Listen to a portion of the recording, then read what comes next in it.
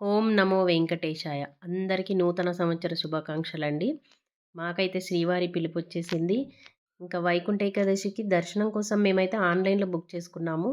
దాంట్లో సెలెక్ట్ అయ్యాము. ఇంకా వాళ్ళిచ్చిన టైంకి అక్కడికెళ్ళి రిపోర్టింగ్ టైంకి మేమైతే చేరుకున్నాము. ఇంకా అక్కడికెళ్ళాక 2 కళ్ళు సరిపోలేవండి.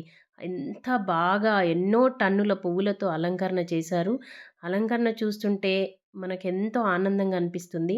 ఇంకా శ్రీవారికి దర్శనం కోసం మేమెళ్తున్నప్పుడు మధ్యలో గానీ ఎక్కడ గూడా ఎలాంటి ఆహ్, రష్ అయితే లేదు. ఇంకా అక్కడ వెళ్ళిన తర్వాత 3 అవర్స్‌లోనే దర్శనమైతే చేసేసుకున్నాము. లోపలికెళ్ళాక స్వామివారిని చూస్తుంటే 2 కళ్ళు సరిపోలేవండి. ఇంకా వైకుంఠ ద్వారం నుంచి వెళ్తుంటే స్వర్గంలో వెళ్తున్నట్టే ఫీలింగొచ్చింది మాకైతే. కానీ చాలా చాలా అద్భుతంగా ఉంది.